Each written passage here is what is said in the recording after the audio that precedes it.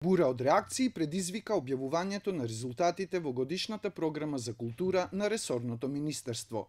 Од Македонската асоциација на издавачи велат дека со програмата се стимулираат нови непознати фирми наспроти големите издавачи, а хонорарите се делеле паушално повеќе на преведувачите отколку на авторите. Министерството за култура преку промените кои што ги воведе со годинешниот конкурс создаде нелојална конкуренција кај издавачите. Значи, се ограничија издавачите да конкурираат за само 10 дела и настана ситуација во која што се појави издавачи кои што немаат никакво реноме, кои што немаат претходна референтна листа на изданија, кои што немаат ни уреднички тимови, нити дистрибуција, а во исто време се изедначуваат со веќе реномираните издавачки.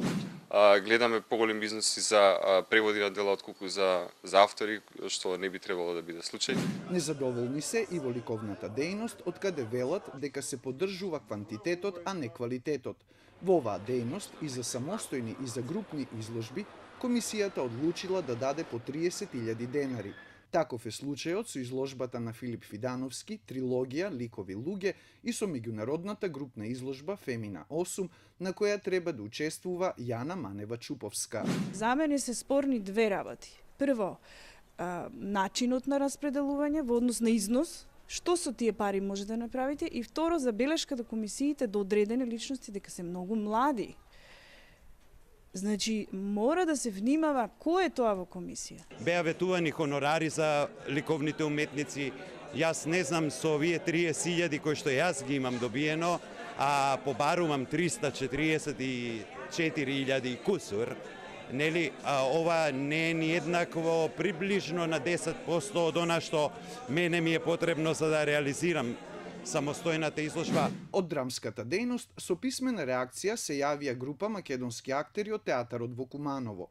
Тие се незадоволни што добиле вкупно 1.600.000 денари за работа на две представи и што никој не се грижи за екстремно лошите услови во кои работи ансамблот.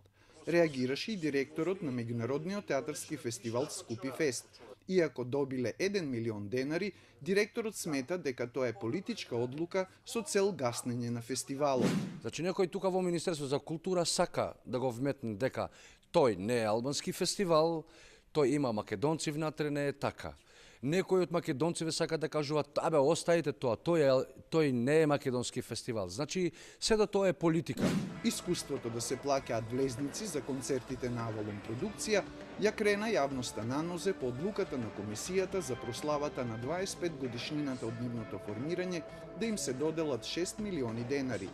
А најголема контроверза предизвика доделувањето 300.000 денари за концертот на младиот албански пејач Биган Максути, кој во својата дискографија има песна за ОВК и за командантот Адем Јашари.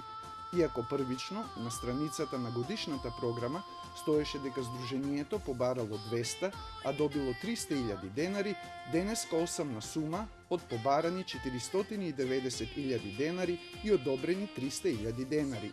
Кој зошто ја направил промената засега не се знае.